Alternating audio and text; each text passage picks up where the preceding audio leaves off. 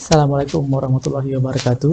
Jumpa lagi dengan saya Leon Abdillah dalam mata pelajaran tutorial populer. Kali ini yang akan kita bahas adalah bagaimana membuat online survey yang bisa diterapkan untuk ujian online dengan menggunakan Google Form. Selamat menonton, semoga berhasil.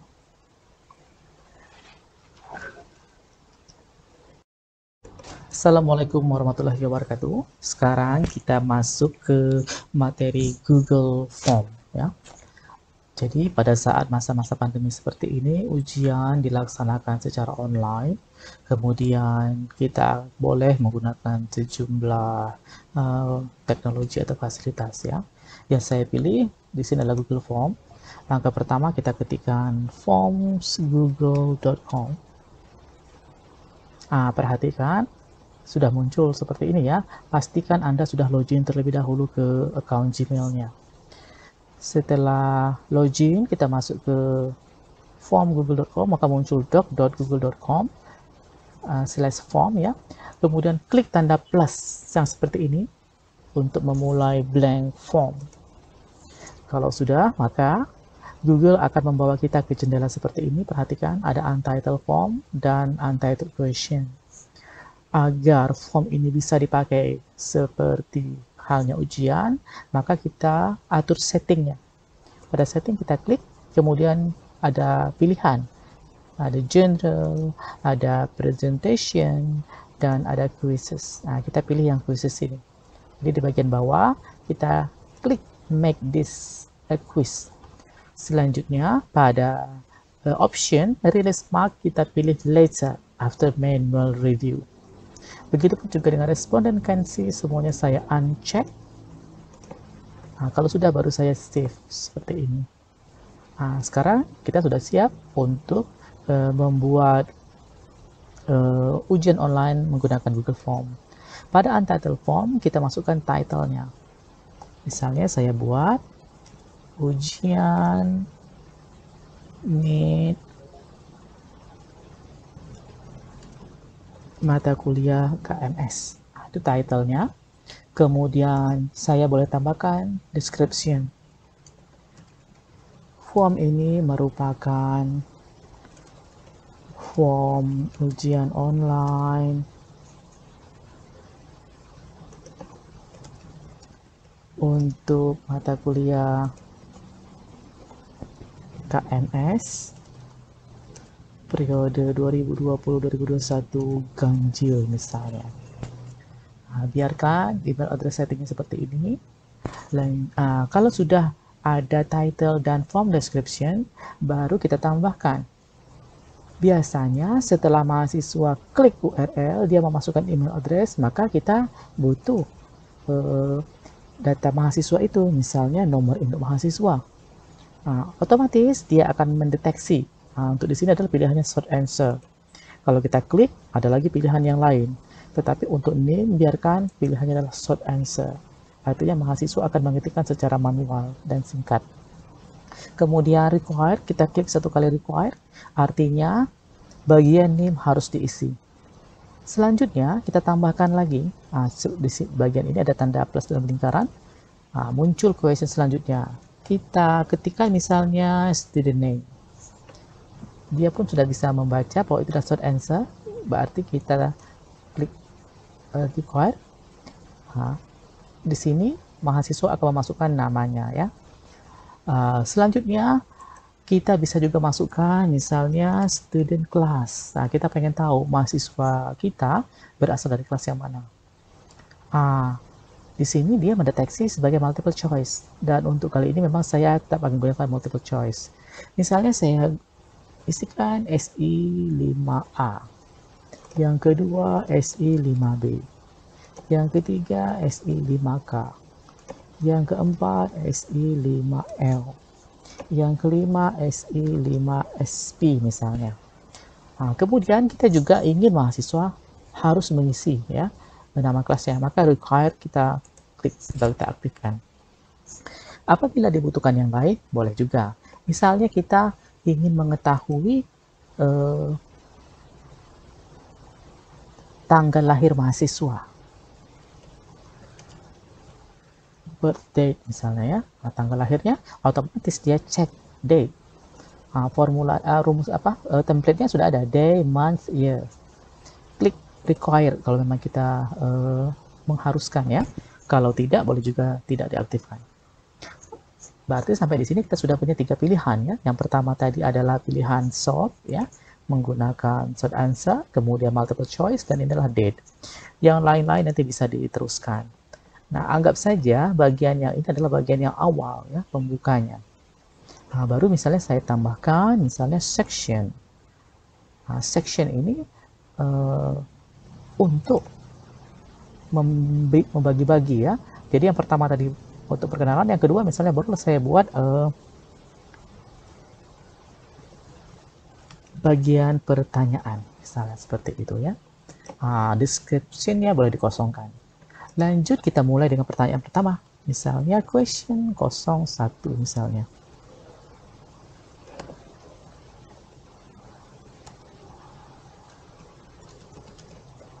Apa kepanjangan huruf K dari KMS misalnya ya. Kita kasih yang singkat saja pertanyaannya misalnya. Dia sudah mendeteksi multiple choice.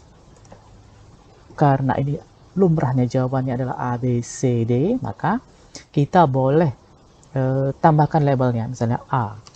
Misalnya di sini huruf K di sini adalah pilihan pertama adalah knowledge.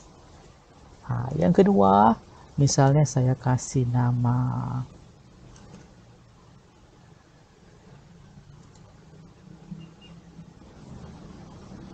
K-pop. Yang pilihan C misalnya Circle K. Yang keempat misalnya Knock. Seperti ini ya. Sewaktu kita memberikan soal pilihan berganda, untuk memudahkan kita memeriksa, Google dilengkapi dengan fasilitas answer key. Perhatikan, answer key-nya ini menunjukkan pilihan mana yang benar. Kita klik answer key, yang benar adalah knowledge, maka saya pilih. Perhatikan, otomatis di sebelah kanannya ada tanda centang. Kemudian jangan lupa skornya. Untuk skenario kali ini soalnya ada 5, maka satu soal dengan nilai yang sama adalah 20 poin. Klik done. Jangan lupa require-nya diaktifkan. Nah, bisa juga ditambahkan fasilitas setelah require itu ada titik 3. Kita pilih shuffle option order. Maksudnya nanti ada pengacakan pilihannya. Ini multiple choice ya. Dengan cara yang sama, kita bisa copy soal ini tadi ya. Kita klik copy, maka dia muncul sama persis ya. Question 1 di sini juga question 1, baru kita ubah ini menjadi question 2. Ya baru kita beri soal selanjutnya. Misalnya lawan dari explicit knowledge adalah tacit knowledge misalnya. Di sini saya akan memberikan variasi dari multiple choice. Kalau tadi A, B, C, D, dan sekarang yang berisi jawaban true or false aja. Misalnya yang pertama true, yang kedua pilihannya adalah false. Berarti kita hanya apply 2 choices ya. Kebetulan untuk soal ini lawan dari explicit knowledge adalah tacit knowledge, itu correct atau benar ya. Perhatikan, kita tidak perlu lagi menentukan poinnya. Kalau answer key-nya kebetulan saja ini masih yang sama yang atas ya. Sudah di copy dari atas tadi di 20 poin. Begitu pun dengan require juga sudah di copy. Oke. Kalau sudah, bisa kita teruskan dengan membuat soal selanjutnya ya.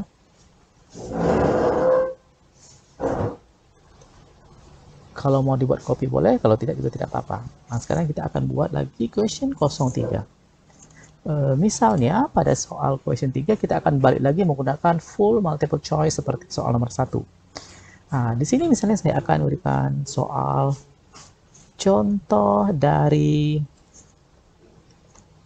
explicit knowledge. Ya. Kebetulan dia membawa ke linear scale, tapi saya tidak mau menggunakan linear scale ya. Saya tetap akan menggunakan multiple choice. Yang pertama, misalnya explicit knowledge itu adalah knowledge yang sudah terdokumentasi ya, dalam bentuk misalnya boleh report ya, boleh juga memo, atau bisa juga code program. Yang keempat, misalnya experience. Oh, ini berarti kita tambahkan kecuali aja ya. Jadi yang salah. Nah, yang salah kebetulan sini adalah yang delta.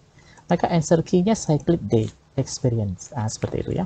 Poinnya jangan lupa, karena kita tidak copy, maka dia ulang dari awal ya. Kalau kita copy, maka skornya sudah diambil dari yang atas tadi.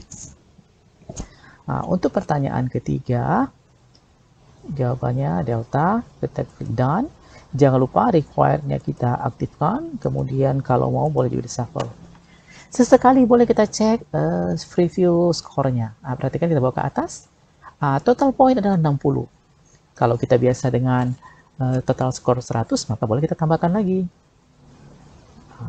Dari sini kita tambahkan add quotient, berarti Q04.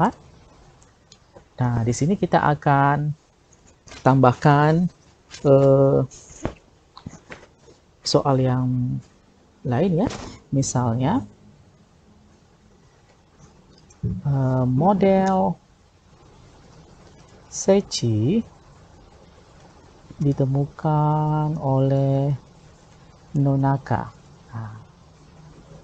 Multiple choice, saya akan gunakan lagi yang true or false ya. Kebetulan jawabannya di sini adalah true, tetap true ya. Jadi answer key-nya saya klik yang true, saya klik done, require jangan lupa. Kalau satu lagi pada answer key jangan lupa kita masukkan poinnya yaitu 20. Berarti harusnya skornya sudah 80 ya. Oke, tinggal satu question lagi. Nah, tambahkan yang kelima. Question 05. Baru kita tambahkan soalnya ya.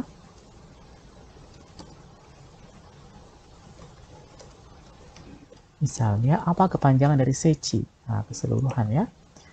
Yang A misalnya system externalization, combination, and internalization. Saya coba copy saja pilihan yang A ini. Saya ganti B. Yang B misalnya lanjut, kemudian yang C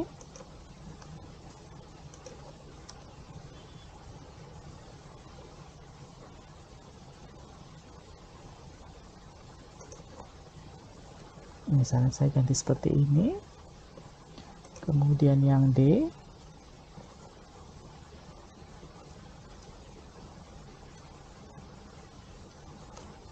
yang benar adalah yang Bravo ya.